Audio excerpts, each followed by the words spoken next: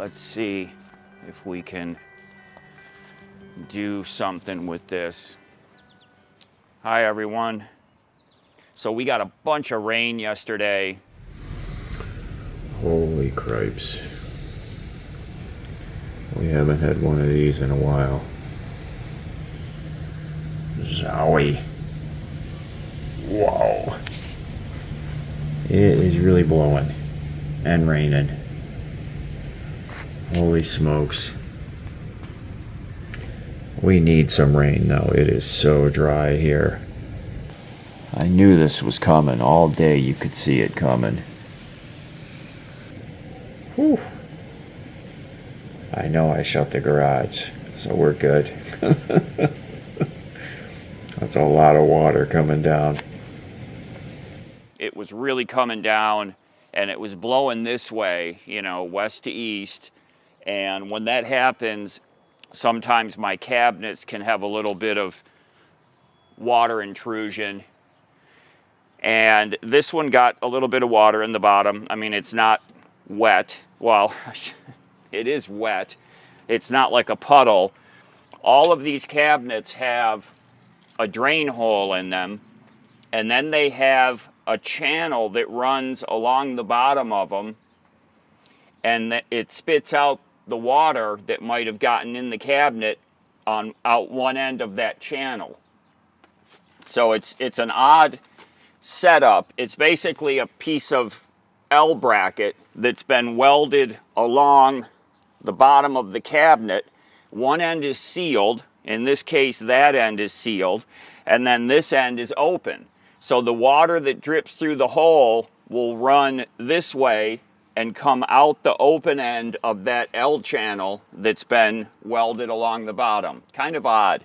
And they only have the one hole, which, depending on how the truck is sitting, you know, the water might be puddling towards the front, so not hitting the hole. It might be puddling towards the back, not hitting the hole.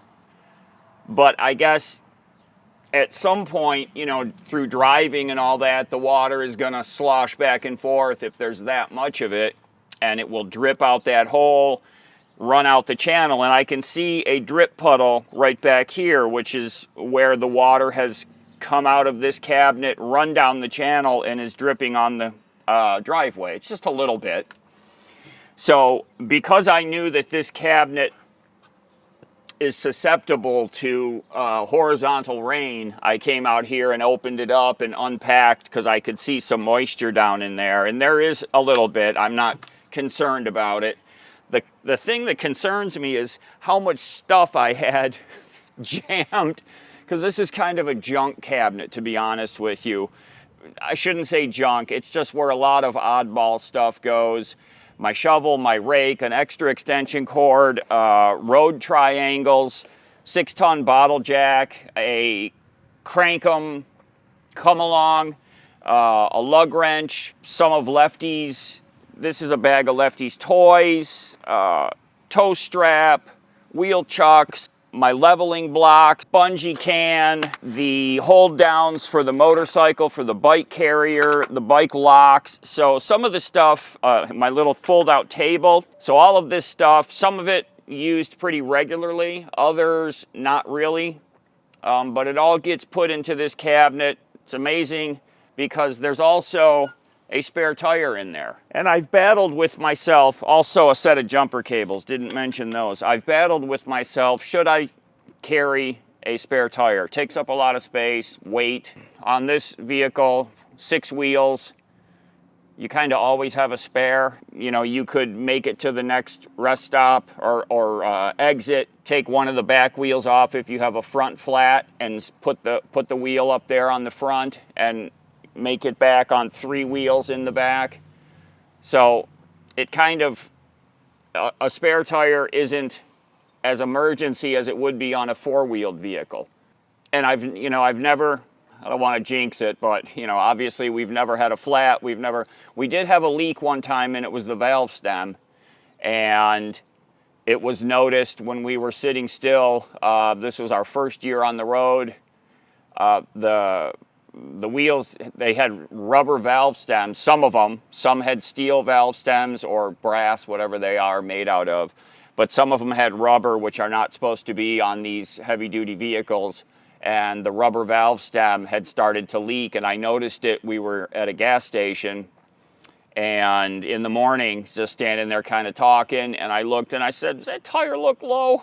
And I checked it, and sure enough, and then I could hear a leak and touched the valve stem, and it was, you know, every time I wiggled the valve stem, so it was definitely a leaking valve stem. So I looked online and found a tire shop a mile and a half up the road. We drove up there. They were able to fix it for us real quick, and we got back on our way. So, you know, I was gonna say we've never had a flat tire, and you know, it technically it didn't go flat. I put more air in it at that gas station before we drove the mile and a half. So what's your thoughts on carrying a spare tire on a six-wheeled vehicle? And all my tires are in really good condition. They're all new tires, you know, used new, but they're not old. They're in really good condition. I keep them aired up to the proper pressure. Put it down in the comments. What's your thought on carrying a spare tire or not? So, but what I just realized was I ordered a little while ago now. These are little storage pouches. They're like canvas. I ordered them to store my, these are all my stakes that I use to hammer down my mat when we're camped, and the other ones that I use for the shower tent, you know, to tie the outrigger lines to. So I have these couple of big Ziplocs that obviously they get holes poked in them from what they're containing, they're like giant nails basically. So I ordered some pouches. I think it was a set of four different colors. So I'm gonna take the orange one here. I measured the stakes so that they would fit. So these are the ones that are used for the mat. They're actually the shorter of the type that I'm gonna be storing in here. So that's everything for the mat. Now these are longer, this type with the green plastic on the top. But I ordered these pouches. I think they were, you know, another 1.5 inches or so longer than the length of these, so shouldn't have any problem storing all of these in here. Yeah, and they are going in quite nicely. So if you have your tent stakes or your mat stakes similar to what I've got here and you need a good storage solution, I'm going to recommend these little pouches, these zippered pouches. That's everything. There's all of my tent stakes and my mat stakes in that one pouch. And so I'll see if I can dig up the link. I ordered these, I don't know, a couple months ago at least. I'll see if I can dig up the link and I'll put it down in the video description. I think a really good idea for storing those stakes, better than plastic bags. This is like the third that I had to go through because I kept poking holes in them. So it's looking really cloudy, so I'm gonna hurry up and get this packed back up. But one thing that I realized as I was digging through all of this was I need more of those rubber coated twist ties, because I've got, you know, I jerry rigged a bungee cord around there. Not good, because I don't have any more of those. The kit, the set that was sent to me only had, I think, 3 or 4 that were long enough to bind up this kind of stuff. The rest were shorter. So I'm gonna go and order myself some more of those. And my 2 American flags not touching the ground. So I'm gonna get this stuff packed back up, and I'm gonna dab up this water in here with some paper toweling. So I'm just gonna help the cabinet dry up here. Yeah, that's a lot better. It's actually cleaning quite a bit of muck out of there too.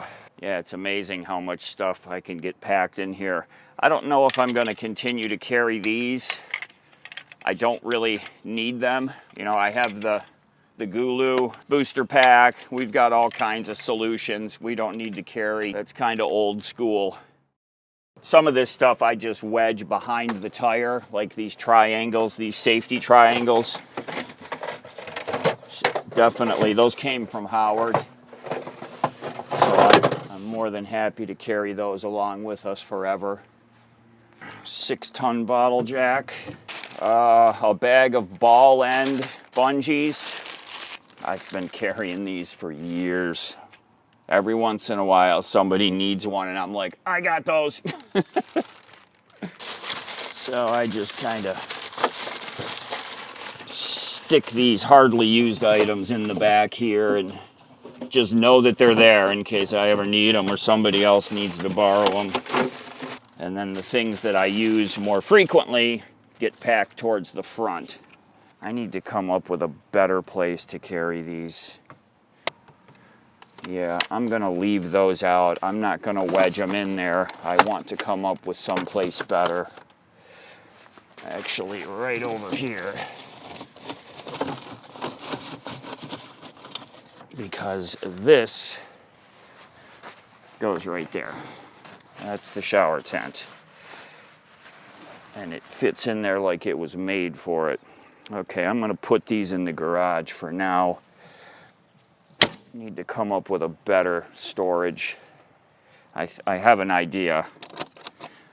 It's gonna be around the other side.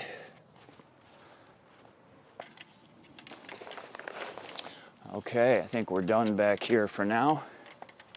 Boy, do I have a lot of stuff out here. I don't even know how all this stuff fits back in the rig. I really don't. I say that every year. We get so spread out in the garage here, and then I'm like, how does all this stuff go back in that thing? But it does. It does. All right, let's get this project buttoned up. Well, y'all remember my failed attempt to put a cap, basically a weather cover, on top of my hydraulic jack. Well, I've got caps that I ordered. I do want to, you can see how just from shipping they're kind of deformed. So I do want to loosen them up a little bit so that they take on their natural round shape. This is pretty handy to have out here. There we go. We've got the AC section turned on. Let me make sure. Yeah, this thing is 1200 watts.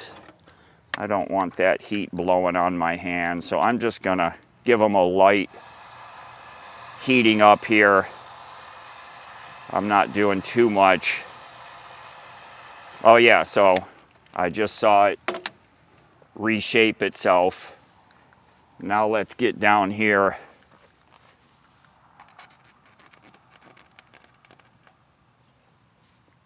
What do you think?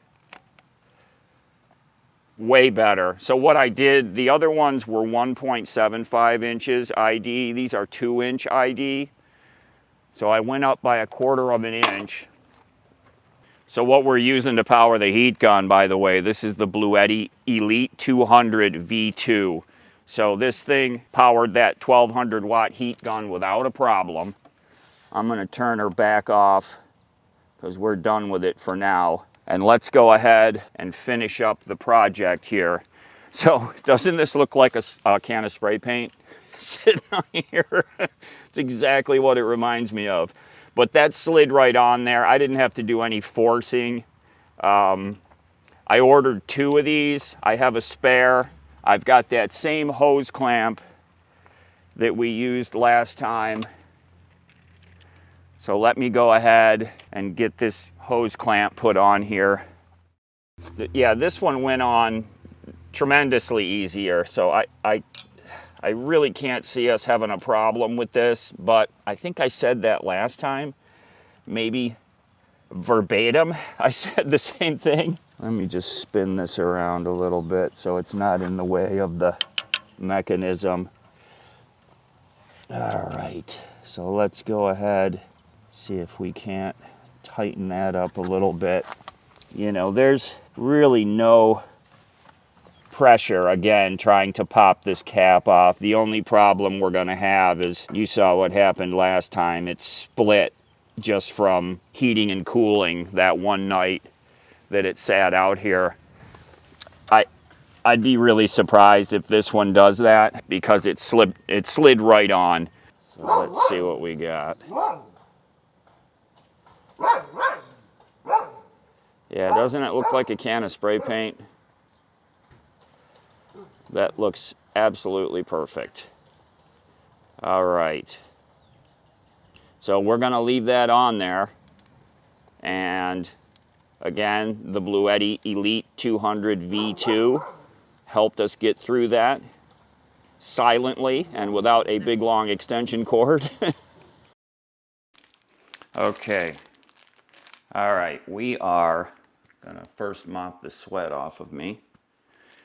So because my Elite Gourmet by Maximatic was a star in our video, you remember that this thing was destined for the trash when I discovered that one of these rubber bumpers had gone missing. And so that's what basically holds the tray in position. And without it, like every time I would go to shake tater tots or whatever, French fries, this thing would come flying out because it wasn't being held in place. And one of you, at least one of you, jumped in the comments and said, hey, you can buy the replacement bumpers. I don't know what else to call them, rubber bumpers. So I went on Amazon, and sure enough, I found some rubber bumpers. Now, I don't know if they're going to fit. They're the only ones they had that looked correct. I don't know if you can see those. And so there's the one that's missing the rubber piece. So it all comes down to, is the spread of those correct? Oh my gosh, I think it's gonna fit. See, I'm too excited. I had to be here with y'all to do this together. Probably not in focus or something screwing up here, but let's see. Oh, they absolutely are the right distance apart. Push them in. Yeah, that's gonna be the issue. How do they seat? No, I think I had it. Yeah, I had it correct. I'm looking at the other one. Now, these are definitely just generic. They're not specified for... There were some of these rubber bumpers that had like an air fryer name and model. This was not one of them. This was just, you know, like air fryer basket something. I don't recall. So I think, okay, yeah, you have to pull them through really aggressively, and then there's a shoulder. I think I just did it. Yep. Oh my gosh. I mean, they're not the same, but I just got both of those to seat. You know, you pull them through the hole, and then they have like a ring that snaps. And so this should...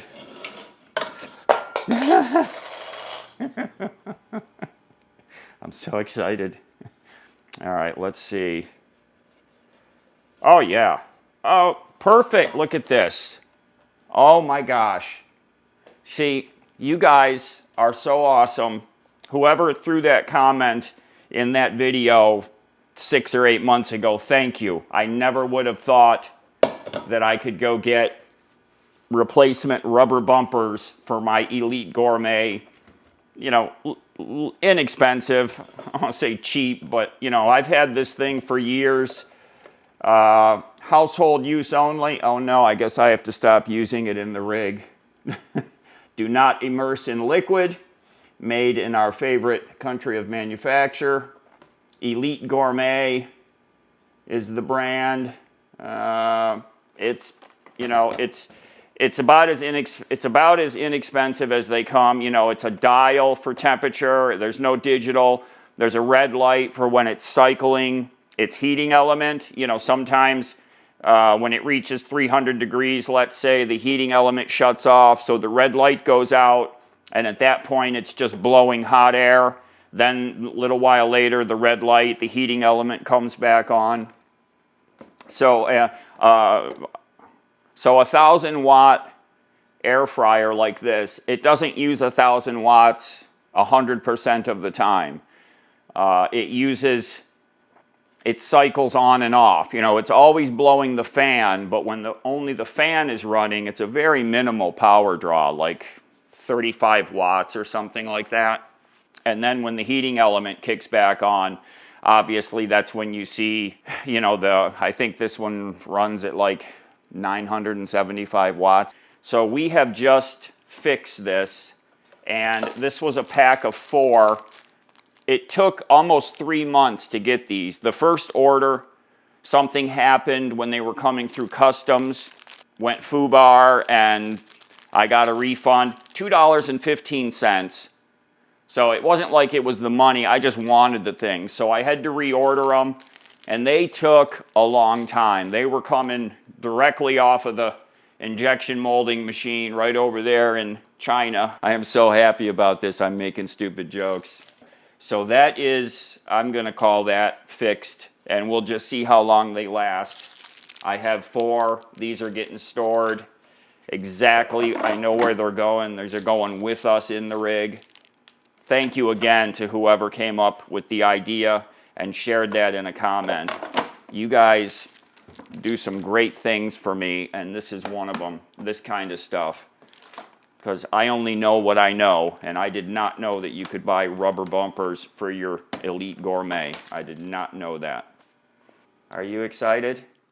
You don't look like you're excited, brother.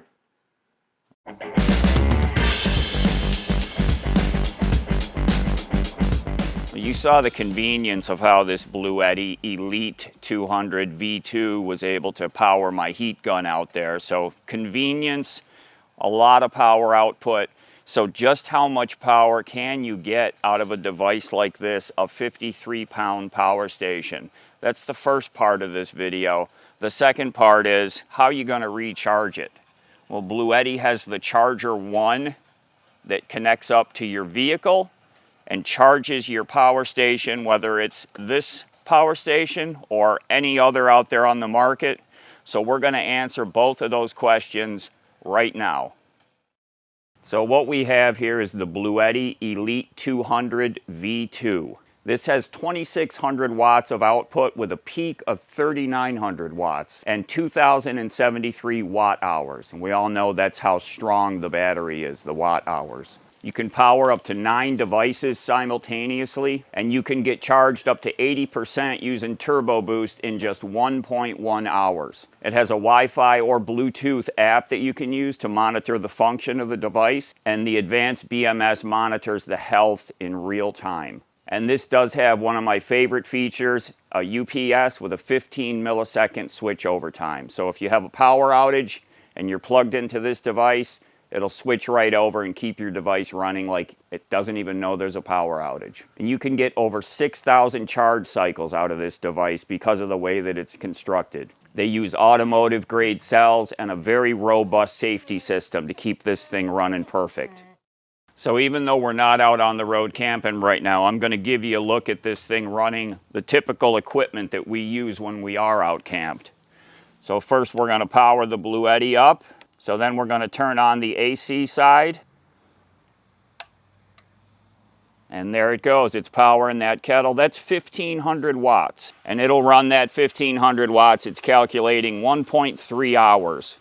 Obviously, the kettle only takes about 2 minutes to boil water. It's not going to run for that long, but it could. So we'll turn that one off. Now the air fryer. This is a staple product that I use in my rig all the time. Let's see it run this. There it goes, 1,000 watts, 970. Do you think it'll run both of them at the same time? It will. 2,477 watts. It's running both of these. That is awesome. So it's running, this is right up close to its top end. It's doing 2,460 watts right now to run both of these devices at the same time. Now with all that power being used, how are you going to keep it recharged? That's where the Charger One comes in. The Charger One connects up to your vehicle battery system and can give you 560 watts of charging power. I mentioned it earlier, this is compatible with most power stations that are on the market. You can hook it right up to them just like you can hook it up to the Bluetti power stations. So this has app control, so you can adjust its output to your specific power station, and you can also monitor its function through that app. And this thing is smart enough to know that when you turn the vehicle off, it needs to stop charging, and it does.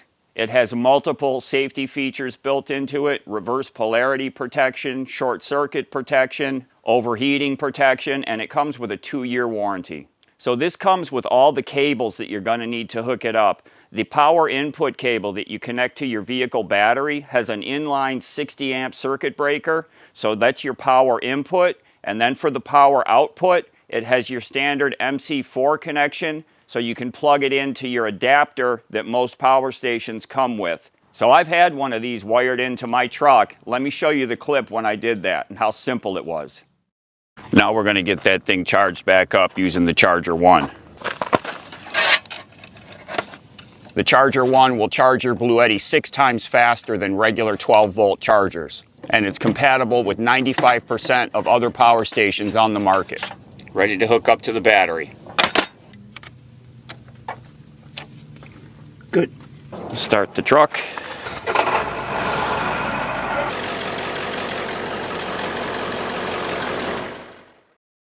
The number one priority from Bluetti is safety. So all of these devices are built with safety in mind, and a lot of robust safety control features built into them. If you're interested in the Elite 200 V2 or the Charger One, I've got links down in the video description. I've got discount codes for you down there, so take a look. Thank you, Bluetti, for letting us get a look at this gear. Let's get back to the video. If this is what I think it is, it's something that I ordered this is one of those things that I've wanted forever. And I finally splurged and spent the $25. It's a mechanic's stethoscope for listening for noises. Because my truck has had this rattle sound that I'm convinced is not an internal engine noise. It's coming from, my guess is, the lower idler pulley or the lower alternator. It's been that way in the 6 years that I've owned the truck. It only does it at idle. As soon as you put a little bit of RPM, it disappears. And it used to only do it at idle intermittently. Now it's pretty much like 95% of the time at idle, it makes this rattling sound. So we're going to get under there with this stethoscope. I was just going to go like borrow my buddy Tim's or Harry's, and I'm like, you know what? $25, and this is the good one. They had them for like $7 on Amazon. This was the good one from the LISLE, so I'm going to pronounce that Lyle Company, from Clarinda, Iowa. It's written in English and French and Spanish. It's got 3 languages on here. I can't see where it was produced, but it has warnings for ca.gov. Is that Canada? So like P65, you know, cancer warnings, P65 warnings.ca.gov. Or is that California? With this, we're going to see if we can't figure out, I really do think it's that alternator or that lower idler pulley, both of which we can fix and swap out ourselves. So let's hope that that's what we find, and we'll get up under there and replace it if that's what it is. I now am the proud owner of a mechanic's stethoscope. There's one other thing that I wanted to talk about real quick. So I've had this link here, this little video clip that I've been meaning to talk about. So back about over a year ago now, on Amazon, I've had these lists of all of the gear and equipment that I've installed in our rig or that we use or that Lefty uses. I built those lists over the last 6 years. When I would buy something and then it's something I liked, we continued using it, Lefty's harness or an electric switch that I have, I would add it to these lists that I built on Amazon. You know, and some of these lists are, you know, they have 80, 90, 100 items on them, especially the electronics. Well, about a year ago, Amazon killed those lists. So I think there were 6 of them, these lists that I had built. I had them on the home page of the website, you know. There was a link in every video description. Click the link to see the gear we use. You've all seen that link down there. Well, over the last year, Amazon broke it. They got rid of the lists. I was no longer able to manage the lists. They were gone. And I was so frustrated because it took me it took me years to build those lists so that I could share items with y'all that I used and proved were good items. I didn't put everything on those lists. Things that weren't any good, I didn't put on there. But things that were good that we continued to use, I put them on there so y'all could go quickly and you didn't have to ask me in an email. You could go to the list and boom, there's the item that I'm talking about.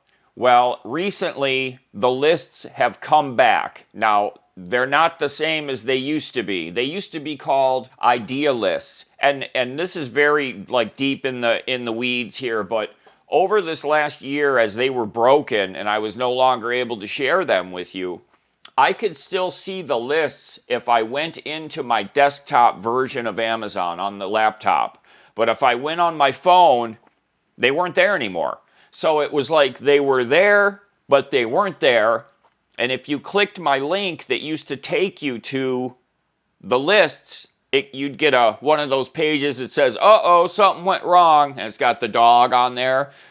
It just didn't work anymore. Amazon broke them. And I've, went down a rabbit hole on Reddit, all these forums trying to figure out what is the solution to this. Because, like I said, the lists were still viewable on the laptop, but they weren't accessible. Like, I couldn't share them anymore like I used to. I could see them, but they weren't the same lists. I couldn't manage them. I used to be able to go in and manage them. I could add a comment about the item. So when you guys came and saw the item in my list, there would be my comment about it. And it would tell you, what my experience was with that particular item. But that had all changed. So the lists were still there, but they weren't the same. They were only viewable on the laptop, but they weren't shareable to all of you. Suddenly, a couple months ago, I was able to share them again. Now, they're not identical to the way they used to be, but they are the lists of all the products that I had built over the years. They are still there. I'm able to share them. So once again, I updated the link on the homepage of our website. If you go to the homepage of our website, you scroll down a little bit and it says, go to Amazon to see all the things we use, something like that. And then in every video down in the description, see the gear we use. All of those links have been updated. They will take you to Amazon. They will show you our lists, and you can see all of the things that I built on those lists over the last 6 years. So the lists are back in action. You can go to them and see all of the gear. Like there's the electronics list right there. So thank goodness, and I'm glad I finally remembered to share this with y'all. Oh my gosh, it's been so long. I keep meaning to talk about this. You remember recently I went through that little melee with my Ampilstar not charging my cranking batteries because my solar system was not running because my house batteries were at 100% with no load on them. And subsequently, I went and read up on the Ampilstar, and in fact, it needs to see the house batteries at above 13.6 volts, which means the house batteries are getting a charge from the solar and then the amp will start to borrow some of that power to keep the crank batteries topped up. Well, my batteries were sitting at, what's fully charged lithium batteries, 13.45, something like that. Not high enough for the amp will start to think that there was charge coming in, and in fact, it was pretty correct, because there wasn't any charge coming in because the batteries were at 100%. So all I did was, and remember, this was all because I disconnected my WeBoost. That's the one change. That WeBoost was enough of a power draw that overnight it would draw the batteries down, and then in the morning the solar system would kick on and charge the batteries back up. The amp will start would see that, borrow some of that power, charge the crank batteries. Everybody was happy. Well, I disconnected the WeBoost because I no longer needed it, and so that meant I had 0 draw on my house batteries. So all I did was turned on my refrigerator, and that's been enough to keep everybody happy. And you remember I found out that my positive terminal was actually loose, not where it clamps to the battery post, but where it clamps the 3 cables together. But these are, you can use these 2 different ways. You can either put the cable in here, in the hole, and then pinch the bolt down on it and squish it in there, or you can put a ring terminal on the end of the cable and bolt it down on top here. I'm going to go with the ring terminals, because I can put 3 ring terminals on the 3 different size cables, all with the same hole size that's going to be the size of this bolt, and so all 3 of them will be tightened down nice and snug. I don't have to worry about putting them in these holes, and having these holes be the exact correct size for that size of cable, because all 3 of them, they're 3 different size cables that are coming into that positive connection. And just from looking at these are not the 3 sizes of those 3 cables. So I'm just going to crimp ring terminals on the end. I've got the hydraulic crimper. I probably already have the terminals. I don't know if you recognize this. I have another jury summons. They just, I can't escape the jury service here in Rochester. Monroe County is the county that we're in here. So I have to, today, start contacting them, either through the phone call or on their website, to see if I need to report. So I have to start contacting them today. Just by coincidence, Dalen is on jury duty right now. She had to call on the 2nd day. When she called, she had to report yesterday. They picked her. They said the trial is going to be over by Thursday. Today's Wednesday, so not much of a trial. So she's serving jury duty right now. So that's it for today's video. Thank you all for being here. Remember, if you're interested in the Blue Eddies, check out the links in the video description. And thank you all for being here with us. Everyone take care, be safe, and we'll see y'all again really soon.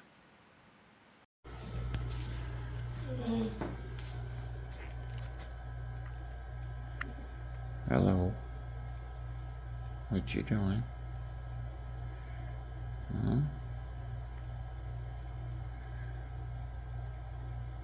Hello. What you doing? Hello. Hello. Oh my goodness. Oh. Oh. Yeah, that's my boy. Oh, I know. I know. Oh, what a big boy. What a big boy. Hello. Oh, what a big puppy. What a big boy. You wanna go pee-pees? You wanna go outside? You wanna go pee-pee? Huh? Did you kiss the